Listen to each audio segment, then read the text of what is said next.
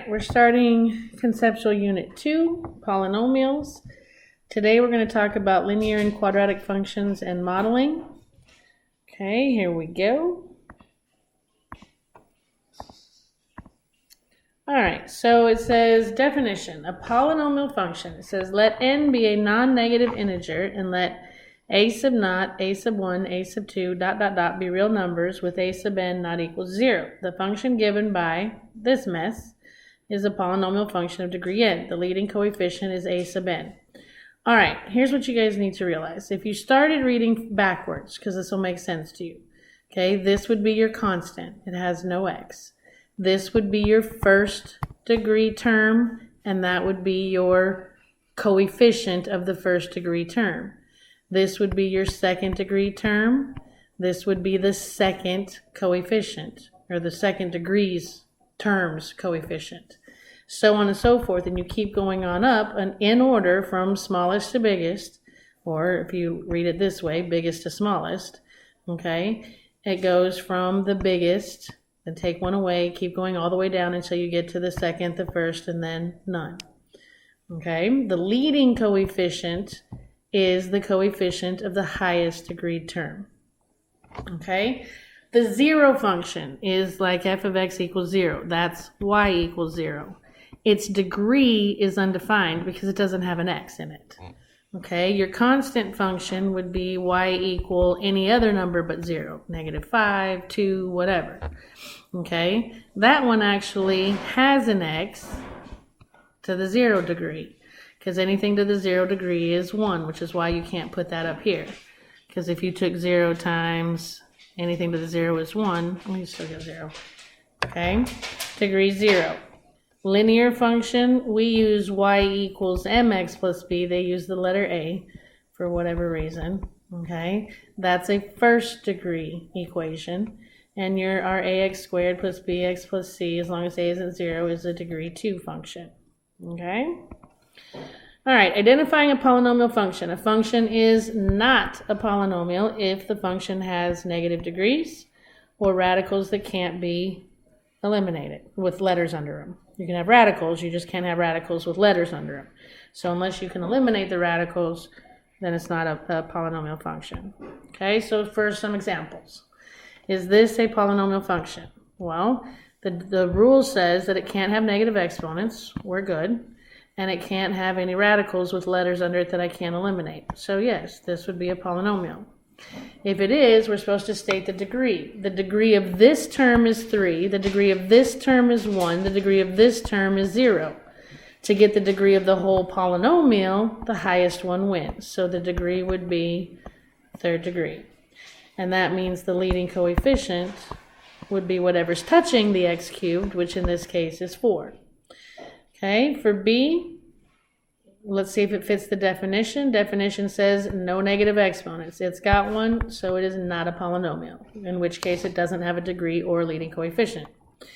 For c, unless I can somehow factor underneath there and take the square root, I can't eliminate the radical. The only thing I could possibly do is factor out an x squared, which would leave 9x squared plus 16. Okay, now if there's the law that says you could take the product separately, so you do the square root of x squared and the square root of 9x squared plus 16, I can split a product. I cannot split addition. This would simplify down to x. There's nothing I can do here. No, you cannot say that the square root of 9x squared is 3x and then the square root of 16 is 4. The only way you could to simplify that is if that whole, whatever's underneath there was squared. Okay, you can't square sums individually. You can products, but not sums. So I can't simplify that. It would have to stay under, which means I did not eliminate the radical, which means no, this is not a polynomial. Okay, this is a polynomial, no negative degrees, no radicals with letters under them that I can't eliminate. So yes, it's a polynomial. The degree of this term is 1, the degree of this term is 4, so the degree of the whole polynomial is biggest number wins.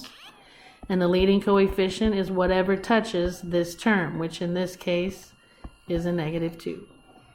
Okay, so hit pause and try and do this problem. And we're back, and hopefully you said yes, it's a polynomial. Okay, it has this no negative exponents, no radicals with x's underneath them. Okay, so yes, this is. I asked you down here. So the degree of this term is 0. The degree of this term is 1. The highest degree wins, so degree is 1. Which means my leading coefficient is whatever touches that term, which is negative 37. Okay, try this one.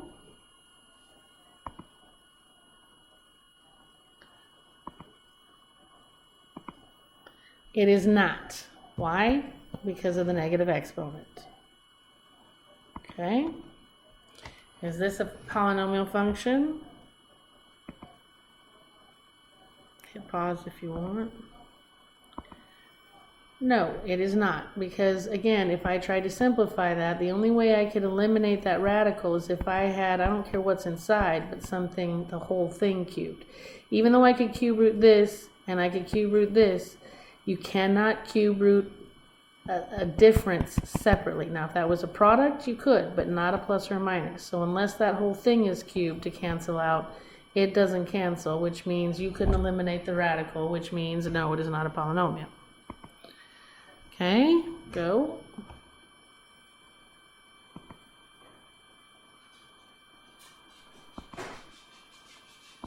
And yes, it is.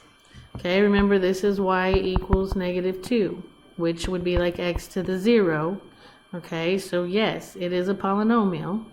I think they call it, yeah, it was a constant function on that first page, and so the degree would be 0 and the leading coefficient would be negative 2.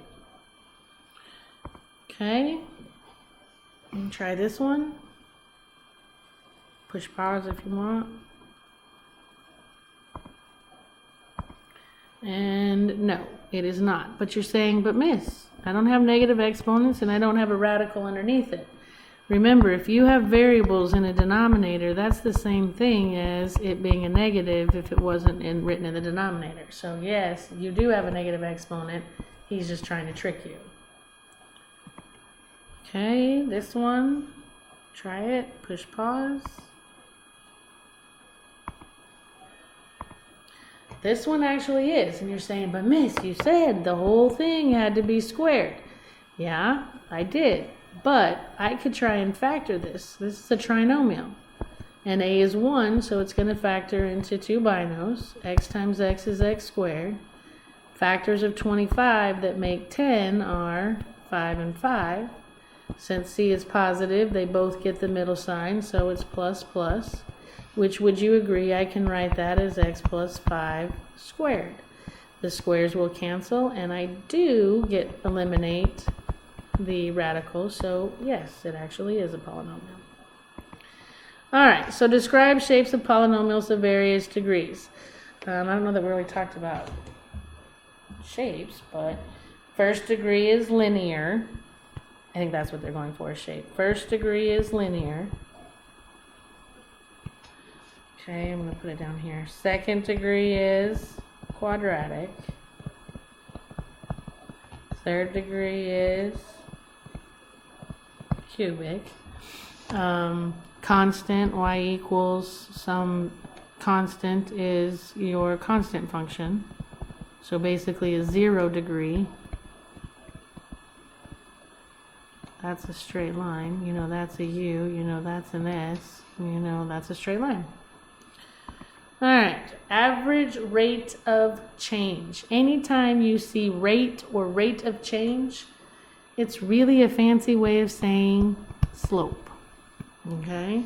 The average rate of change of a function, y equals f of x, between x equals a and x equals b, as long as a does not equal b, is f of b minus f of a divided by b minus a. That looks an awful lot like, remember, isn't this what we call the y's?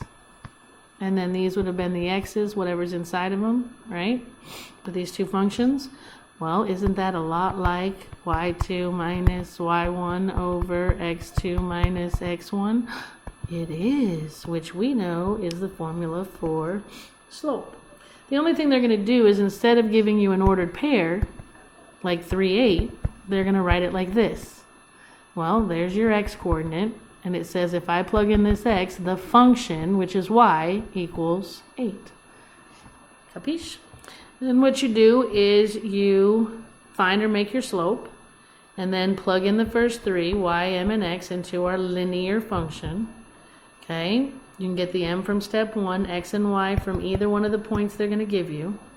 Okay? You're going to find b, so you're going to get b alone. And then you're going to plug in m and b, and you're done. Okay? So it says write an equation for the linear function f such that f of negative 1 equals 2. So they're giving me an ordered pair, negative 1, 2. And f of 3 equals negative 2. So that ordered pair would be 3, negative 2. So step 1 says find or make my slope. Okay? Oops, sorry. Let me back up here. I need to hit my pen. Alright, these are your x's. That would be x1, that would be x2. These are your y's. That would be y1, y2. So for step 1, it says slope equals y2 minus y1 over x2 minus x1. Please watch those double negatives when you have negatives in your ordered pairs. Simplify. On top is negative 4. Double negative turns positive. That's 4. So my slope is negative 1. Okay, step 1 is done. Step 2 says copy this equation, but change the y, the x, and the slope. So I'm going to pick an ordered pair. It doesn't matter. I'm just going to pick the first one. So I'm going to make my y2. My m is negative 1. My x is negative 1 plus b. So that step 2 is done. Step 3 says solve for b. Okay. Well, if I solve for b, I distribute. I get 2 equals 1 plus b minus 1, and b equals 1. Step 4, 3 is done. 4 says plug in m and b. So I'm taking my linear function again. This time I'm only plugging in the m and the b. So y equals negative 1x plus 1. There's my linear function for that data. Okay? Alright, you try this one. Hit pause. Alright, and we're back. So if you didn't get, you got 3, hopefully. If you didn't, let's look at y. My ordered pairs are 2, 0, and negative 5, 8. Because there's your x, there's your y, there's your x, there's your y. Step 1 says make my slope, y2 minus y1 over x2 minus x1. On top I get 8, on bottom I get negative 7. So my slope is negative 8/7. Okay, step 2 says plug in the first 3. So I'm going to pick this ordered pair. I'm going to have 0 equals my m, which is negative 8/7, times my x, which is 2, plus b. Okay, so then if 3 says solve for b.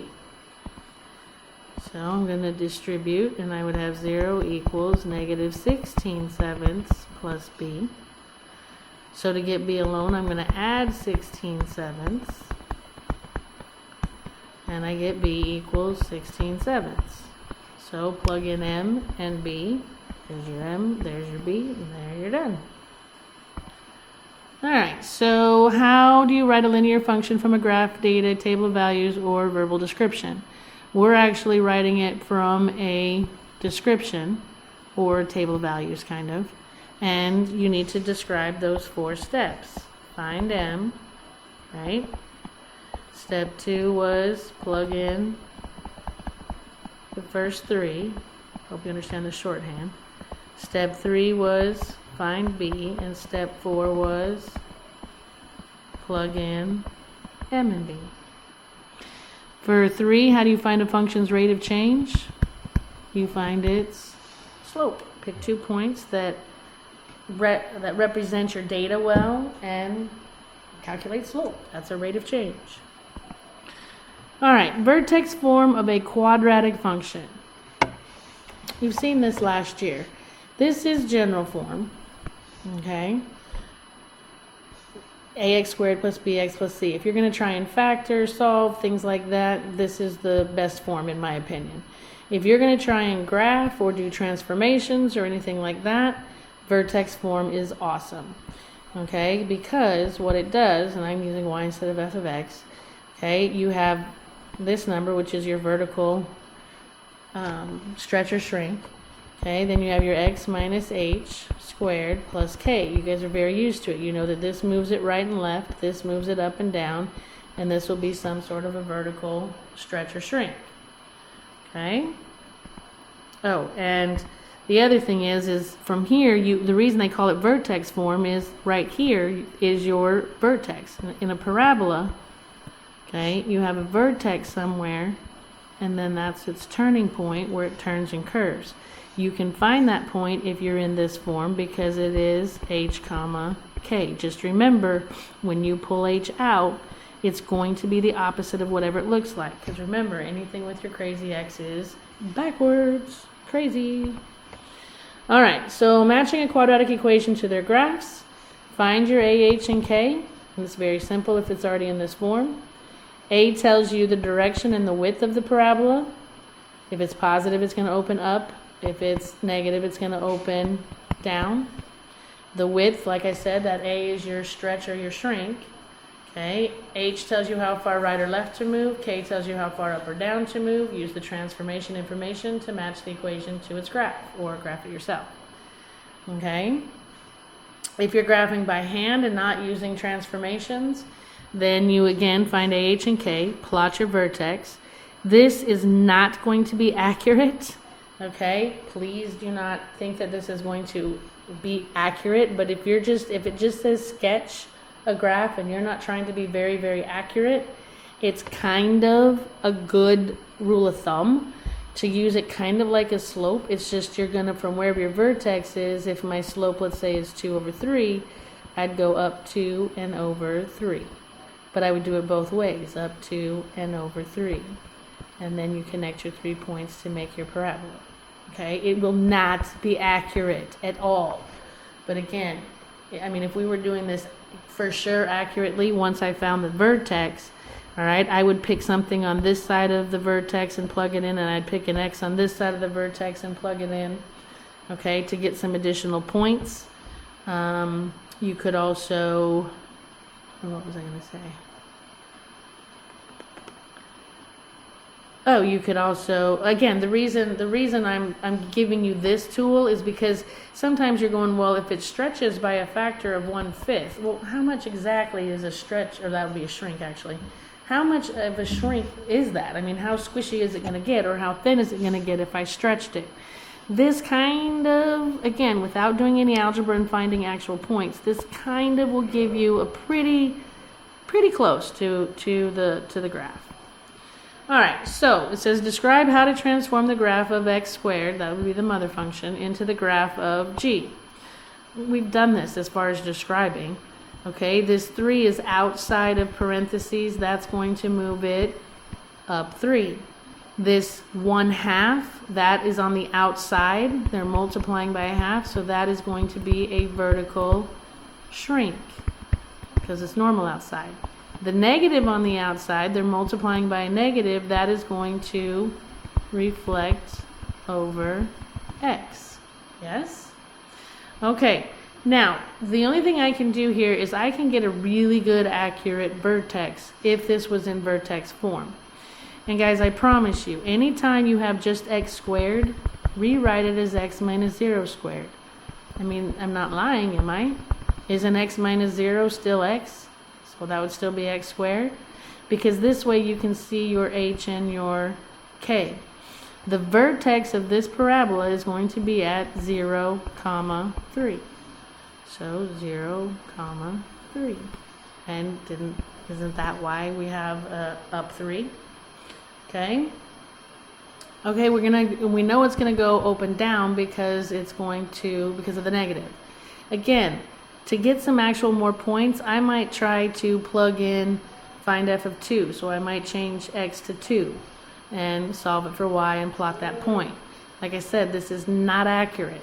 But if I look at negative 1/2 as kind of like a slope, and I just went down 1 and out 2 both ways, and then that's going to give me a pretty, not accurate, but it's going to give me a pretty good idea of the width of that parabola.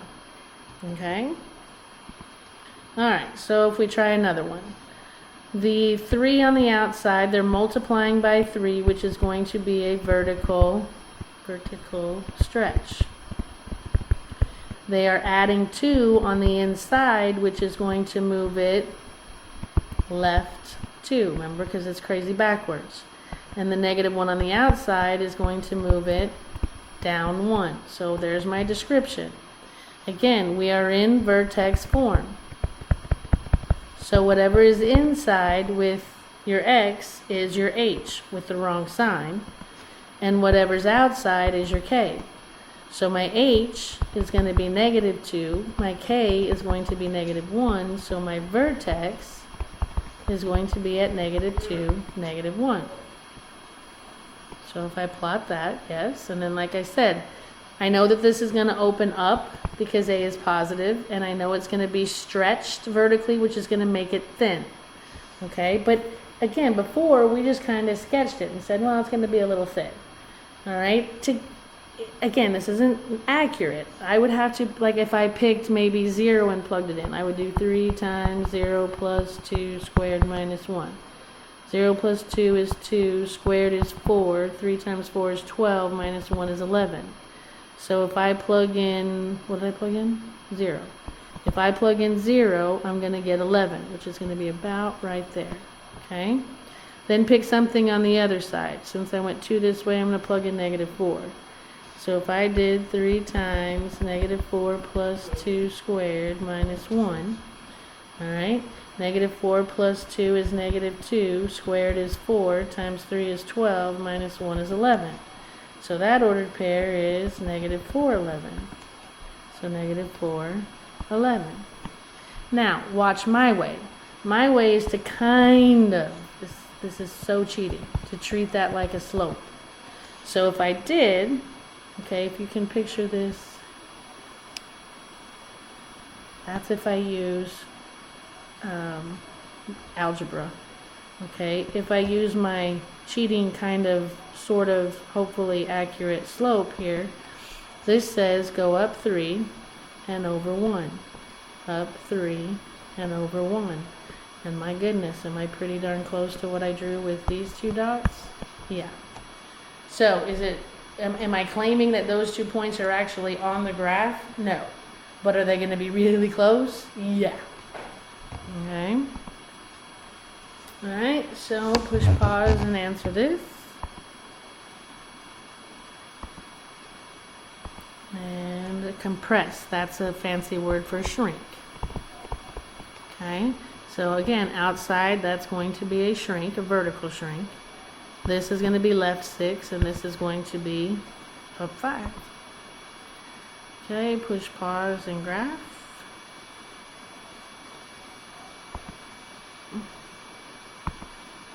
Alright, again, here, without describing all of the things, I can get my vertex. My h is going to be negative 2, my k is going to be 7, so my vertex is negative 2, 7. So if I go negative 2, 7, that's in the right spot. Negative 2, 7, that's out. Negative 2, 7, that's out. Negative 2, 7, that's out. So the only one it can be is this one. But if I finished, alright, if I kind of use that as a slope, that would say go down 1, right 1, or and left. Okay, so if I went down 1 over 1, down 1 over 1, is that a pretty good, pretty close to what the actual one is? Alright. So, how do you write the equation of a parabola given a graph, description, or a table of values? We just were given... We did the table values. We already answered that, didn't we? Yeah, we already answered that. How do you identify the vertex, axis of symmetry, and graph of a parabola? Today all we're going to answer is the vertex. The vertex, to answer that, is if it's written in vertex form, your vertex is at H, comma, K. And we'll answer the other part of that tomorrow. All right, and we are done. So have a wonderful evening. Happy homeworking. And see you next time.